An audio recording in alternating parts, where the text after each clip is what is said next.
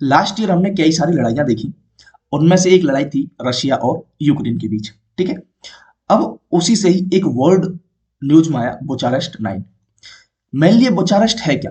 ये एक ऑर्गेनाइजेशन है जो बना था 2015 में, ठीक है। और कहां पर? रोमानिया के अंदर, ठीक है ना।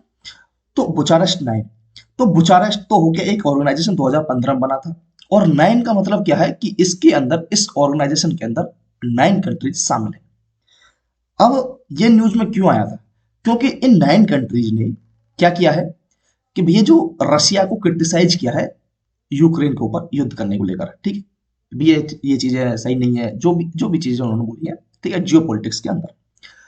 एक सबसे बड़ी चीज ये है कि ये जो 9 कंट्रीज है, ठीक है, ये जो 9 कंट्रीज है, ये क्या है? ये नाटो का पार्ट है,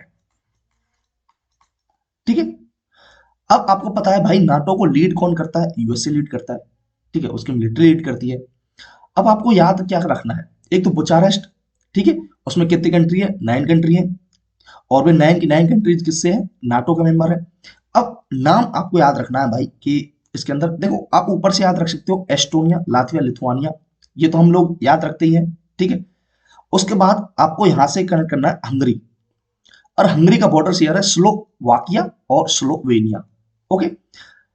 और फिर इधर साइड देखो, वेस्ट में ऑस्ट्रेलिया है, वो सॉरी ऑस्ट्रिया है, नीचे क्रोशिया है, चेक रिपब्लिक, और रोमानिया के तो मैंने आपको बता दिया कि भैया रोमानिया में ही इस ऑर्गेनाइजेशन को बनाया गया था, बुचारेस्ट। और उसके बाद सीधा है बुल्गारिया, ठीक है। तो ये 9 कंट्रीज हैं जो इसका पार्ट है।